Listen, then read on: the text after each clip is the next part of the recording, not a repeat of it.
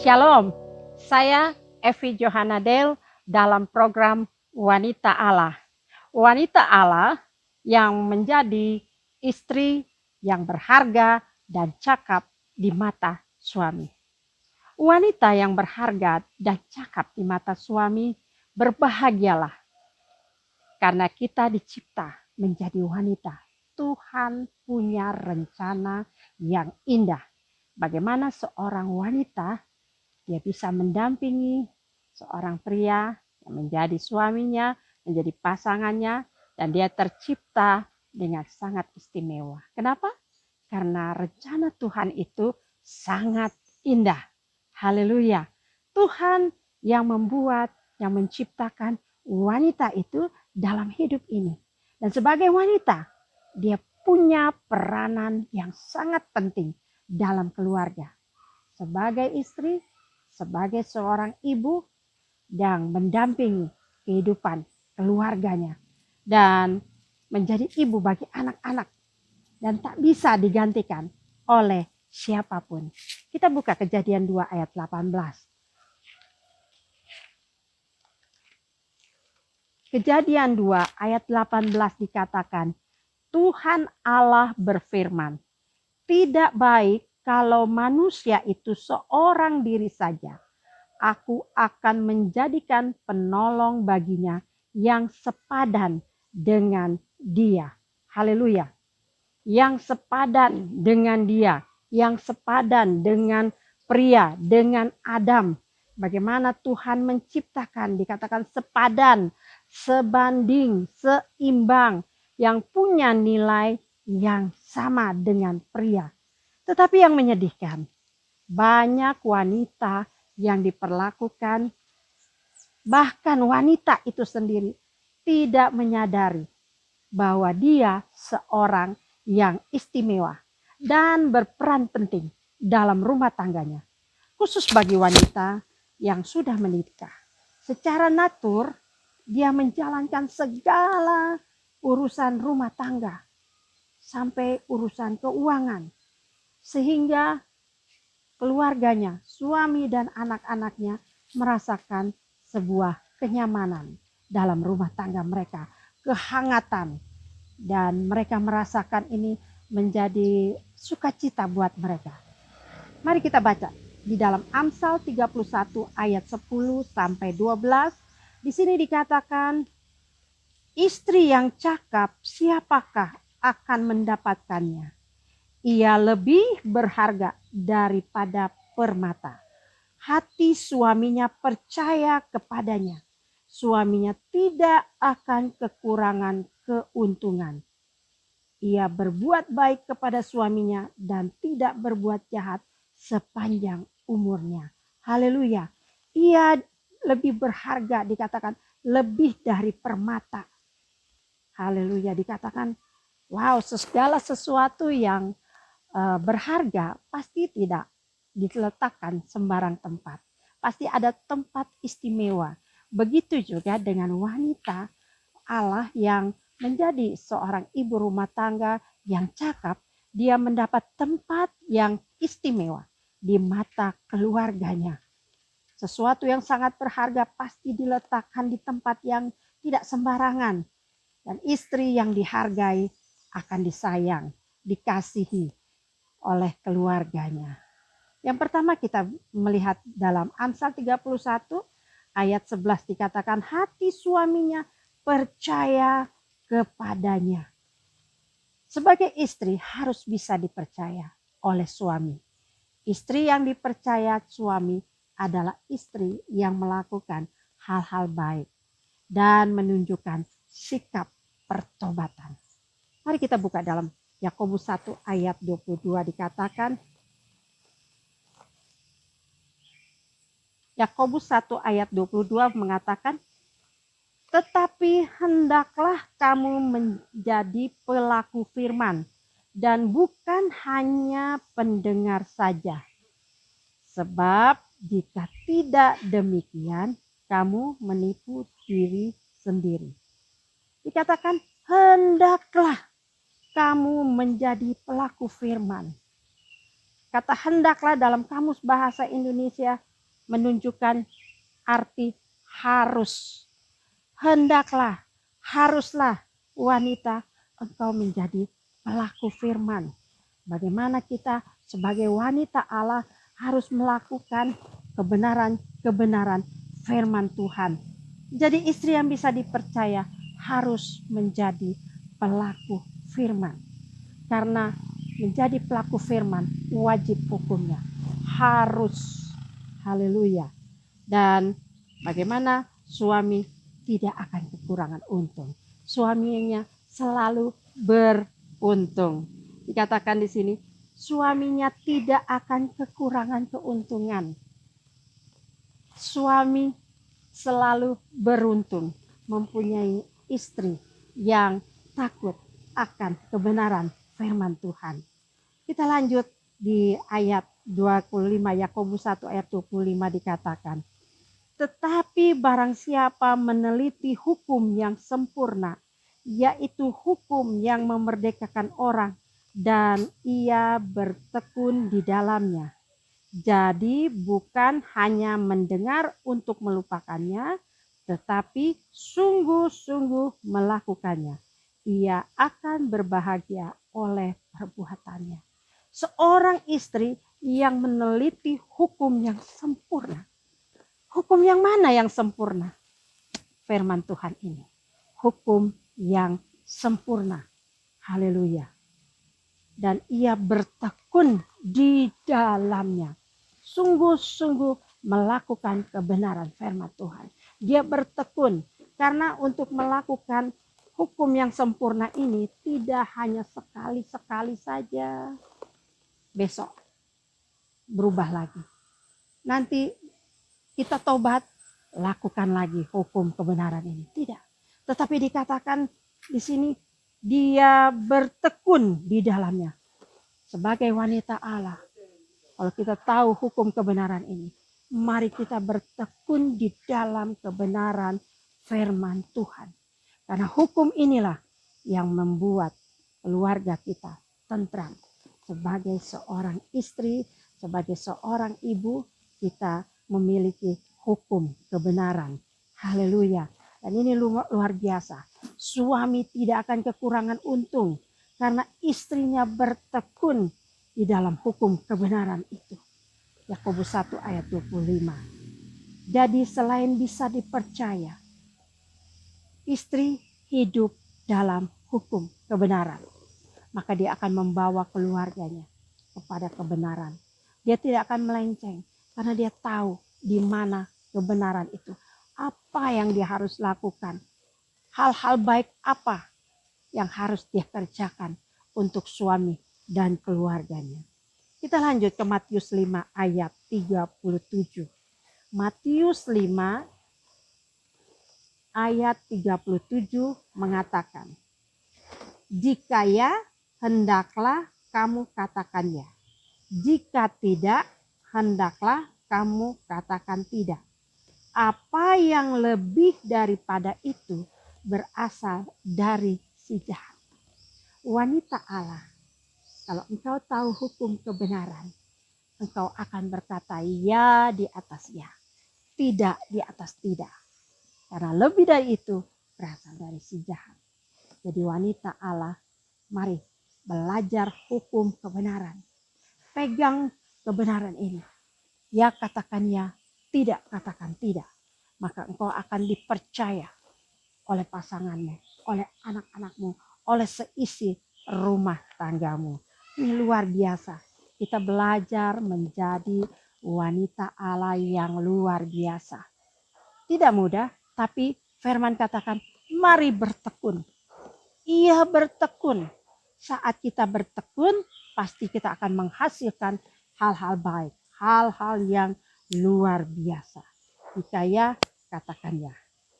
Jika tidak, katakan tidak. Di luar daripada itu berasal dari si jahat. Yang pertama tadi dari Amsal 31 ayat 11. Yang kedua sekarang Amsal 31 ayat 12. Dikatakan di sini, ia berbuat baik kepada suaminya dan tidak berbuat jahat sepanjang umurnya. Haleluya. ia berbuat baik kepada suaminya dan tidak berbuat jahat. Dikatakan sepanjang umurnya. Kejadian 2 ayat 18 dikatakan wanita yang diciptakan Allah adalah sebagai seorang penolong. Penolong itu dia berbuat baik. Dia melakukan hal-hal baik. Bahkan untuk dia punya niat jahat pun tidak ada. Dan jangan punya niat jahat sekecil apapun.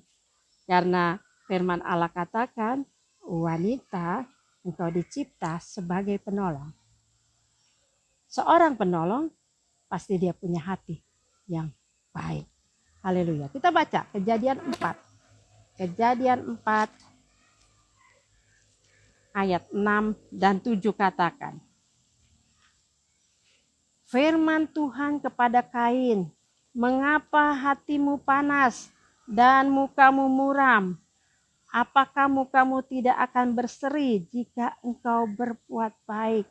Tetapi jika engkau tidak berbuat baik, dosa sudah mengintip di depan pintu. Ia sangat menggoda engkau, tetapi engkau harus berkuasa atasnya. Haleluya. Jangan pernah berbuat jahat. Niat pun jangan. Ada contoh dalam Alkitab bagaimana Kain dan Habel. Dia membenci adiknya sehingga dia punya niat jahat. Dan waktu niat jahat itu bertumbuh dan menjadi dosa, dia punya keinginan akhirnya dia membunuh adiknya. Haleluya. Jangan pernah punya niat jahat. Karena dosa mengintip. Hati-hati. Berapa lama istri menjaga untuk tidak berbuat dosa pada suami? Di sini dikatakan dan tidak berbuat jahat sepanjang umurnya. Jadi seumur hidup, selagi ia hidup dalam keluarga, dia hidup dalam rumah tangga, dia tidak punya niat jahat sekecil apapun. Benar-benar dia melakukan segala sesuatunya, benar-benar menjadi penolong yang punya hati baik sepanjang umurnya sampai dia tutup mata. Seperti Kristus, dia berbuat baik. Sampai kapan? Sampai di kayu salib, sampai akhir hidupnya. Kristus berbuat baik. Belajar dari kehidupan Yesus, dia berbuat baik. Begitu juga dengan wanita Allah. Kita harus belajar untuk mengasihi keluarga, mengasihi anak-anak, suami, sampai tutup mata. Dikatakan begini, sepanjang umurnya. Sepanjang umurnya. Sampai kapan? Sampai tutup mata. Haleluya. Dan untuk tidak berbuat jahat pada suami. Apa yang bisa kita lakukan? Kenapa kita bisa berbuat baik? Apa yang mendorong kita untuk bisa berbuat baik? Yang bisa mendorong kita adalah bila kita memiliki kasihnya Kristus. Kasihnya Kristus sampai akhir di kayu salib. Dia mengasihi semua umat manusia. Kita belajar dari kasihnya Kristus. Dan kasihnya ini benar-benar kasih yang luar biasa. Yohanes 15 ayat 12 katakan. Kita buka sama-sama. Yohanes 15 ayat 12.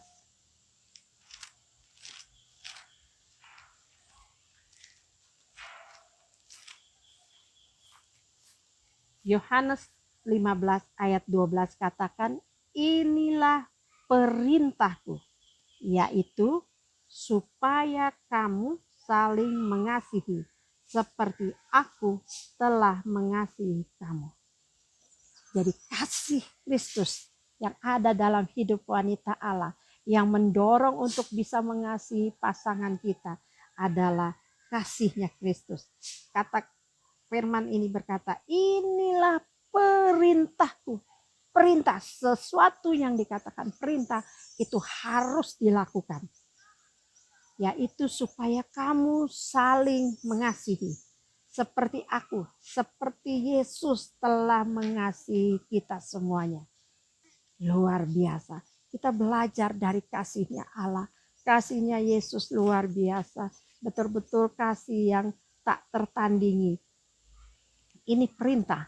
Dan perintah ini mari kita lakukan. Harus dilakukan. Istri harus mengasihi suami dan anak-anaknya seperti kasihnya Kristus. Maka ia bisa berbuat baik sepanjang umurnya. Tidak mudah loh. Suamiku kasar, suamiku jahat. Kita lakukan kebenaran firman Tuhan. Maka pasangan kita, suami kita bisa melihat hidup Kristus ada dalam hidup kita. Dan doakan dia bisa berubah. Siapa yang bisa merubah? Suami kita, pasangan kita. Kalau dia berbuat jahat, Kristus.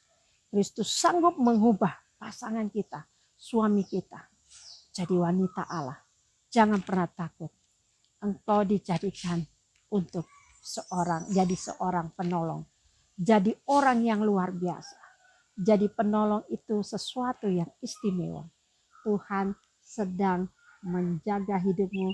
Tuhan sedang merubah hidupmu untuk menjadi wanita yang spesial. Wanita Allah, mari menjadi istri yang cakap, yang dikasihi suami. Yang luar biasa, hidupmu akan berkenan di hadapan Tuhan. Sebuah kesaksian dari sebuah keluarga. Keluarga ini terdiri dari suami istri dan waktu itu dia punya seorang anak. Dan keluarga ini kacau sekali, sangat kacau. Suami menyakiti istri dan istri menyakiti suami.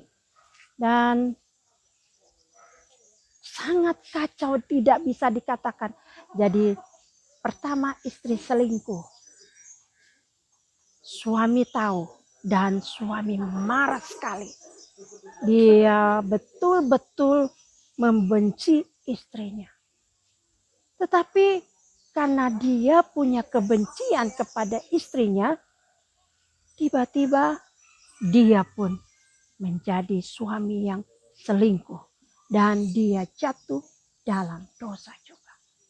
Dan mereka saling menyerang, saling mengingatkan dosa masing-masing. Sehingga keributan dalam rumah tangga ini tak terelakkan. Saya sebagai seorang hamba Tuhan, saya mendampingi istrinya. Saya katakan, kau punya dosa, suamimu pun bersalah. Maukah engkau dipulihkan? Awalnya mereka tidak mau dipulihkan. Mereka mau berjalan dengan egonya masing-masing. Tetapi saya berdoa, Tuhan, sayangilah keluarga ini. Supaya keluarga ini kembali dipulihkan. Betul mereka bersalah di hadapan Tuhan. Betul mereka bersalah kepada pasangan masing-masing. Menyakiti, saling menyakiti. Tetapi saya berkata, mari kita pulihkan. Saya pulihkan dulu istrinya. Hampir gila istrinya. Karena kebencian dan emosi yang begitu tinggi, dia marah dengan suaminya. Dan saya mendampingi istrinya. Saya katakan mari kita pulihkan dulu satu persatu. Saya pulihkan istrinya. Setelah istrinya pulih, kami dampingi lagi. Saya dan suami mendampingi lagi suaminya daripada istri ini. Dan mereka akhirnya mau dipulihkan. Pada saat mereka dipulihkan, mereka minta Tuhan memberikan seorang bayi wanita. Doa sang suami saat dia dipulihkan, dia minta diberikan seorang anak perempuan. Karena anak yang pertama laki-laki. Dan Tuhan jawab doanya. Dan dia dipulihkan. Dia begitu bersuka cita. Dan masa ini masa pemulihan yang luar biasa terjadi buat keluarga ini. Dan saya begitu senang, begitu bahagia karena melihat keluarga yang dipulihkan. Karena tidak mudah untuk memulihkan sebuah keluarga. Apalagi kalau sudah dikuasai oleh masing-masing ego yang begitu tinggi. Tetapi saat mereka mau merendahkan hati mereka di hadapan Tuhan, saat mereka mau menerima kekurangan masing-masing, saat mereka mau minta ampun untuk mereka dipulihkan. Dan luar biasa, saat ini mereka dikaruniai lagi seorang putri untuk anak yang ketiga. Luar biasa. Orang mungkin bisa berkata, kamu dulu, kamu orang berdosa. Dia katakan, betul saya orang berdosa. Tapi itu dulu. Sekarang saya udah dipulihkan. Saya menjadi orang yang dipulihkan. Jadi dia tidak pernah takut dengan perkataan orang kiri kanan yang mungkin mau melecehkan dia. Mau menjatuhkan iman percayanya lagi. Mau mengingat-ingat masa lalunya. Dia tidak pernah takut. Karena apa? Dia tahu dia sudah dipulihkan. Waktu dia dipulihkan, dia bisa memulihkan lingkungannya. Baik tetangga, keluarganya, semuanya. Dia bawa kepada Kristus. Dan hari ini dia melayani di satu tempat. Dan buat saya ini kebanggaan di hadapan Tuhan. Ada satu keluarga yang dipulihkan. Dan saya berharap wanita Allah, dimanapun engkau mendengar kebenaran ini, kiranya engkau dipulihkan. Nama Tuhan dimuliakan. Nama Tuhan ditinggikan, nama Tuhan dibesarkan. Amin. Mari kita tundukkan kepala, kita berdoa. Bapa yang kami kenal di dalam nama Tuhan Yesus Kristus. Saat ini hamba berdoa untuk setiap wanita Allah di luar sana yang mau dipulihkan, yang mendengar siaran ini. Kiranya mereka yang jatuh mau dipulihkan. Yang mungkin saat ini mereka katakan, saya nggak punya apa-apa, kekuatan apapun. Saya ini wanita berdosa, saya ini wanita yang kotor, yang menjijikkan. Tetapi saat ini saya sebagai hamba Tuhan mau membawa wanita-wanita ini Tuhan. Datang ke hadapan Tuhan. Supaya mereka juga dipulihkan. Pakai mereka, siapapun mereka Tuhan. Sekalipun mereka kotor, dikatakan mereka punya dosa yang luar biasa. Tetapi saya percaya Tuhan bisa memulihkan segala keadaan menjadi hal-hal yang baik. Pakai orang-orang di sana, wanita Allah yang mungkin saat ini jatuh dalam dosa. Tapi Tuhan angkat supaya mereka kembali dipulihkan dan bisa memulihkan keluarganya, bahkan lingkungannya. Terima kasih, karena saya percaya hanya Tuhan Yesus saja yang sanggup memulihkan semua wanita-wanita Allah yang mendengar kebenaran firman Tuhan. Dalam nama Tuhan Yesus, saya berdoa. Amin. Tuhan Yesus memberkati.